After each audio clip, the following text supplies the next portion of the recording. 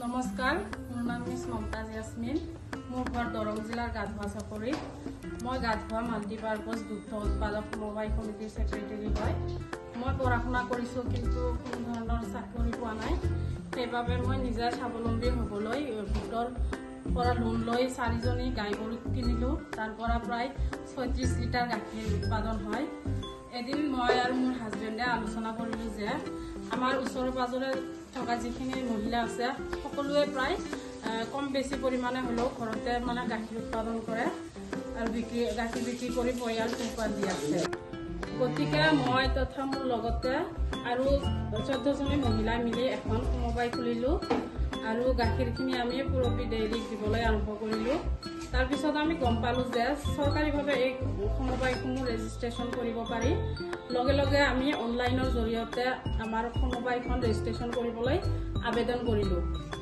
তাৰপিছত আমাক দৰং জিলা সমবায় অফিচৰ পৰা ফোনযোগে আমাক মাতিলে অফিচলৈ আমাৰ নথিপত্ৰসমূহ লৈ যাবলৈ ক'লে। এই ক্ষেত্ৰত সমবায় অফিচাৰসকলে আমাক খুব সুন্দৰকৈ বুজাই দিলে আৰু লগতে চৰকাৰৰ বিভিন্ন আঁচনিৰ বিষয়ে আমাক অৱগত কৰিলে। আমাৰ সমবায়খন 2 জুলাই 2025 তাৰিখে ARCS ছাৰে ৰেজিষ্ট্ৰেশ্যন চাৰ্টিফিকেটখন আমাক দিলে আৰু সমবায়খন ভালদৰে চলাই নিবলৈ আমাক সুপৰামৰ্শ আগবঢ়ালে।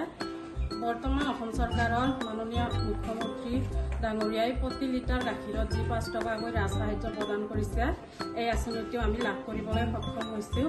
সেইবাবে আমি মাননীয় মুখ্যমন্ত্ৰী ডাঙৰীয়াক ধন্যবাদ জ্ঞাপন কৰিছোঁ।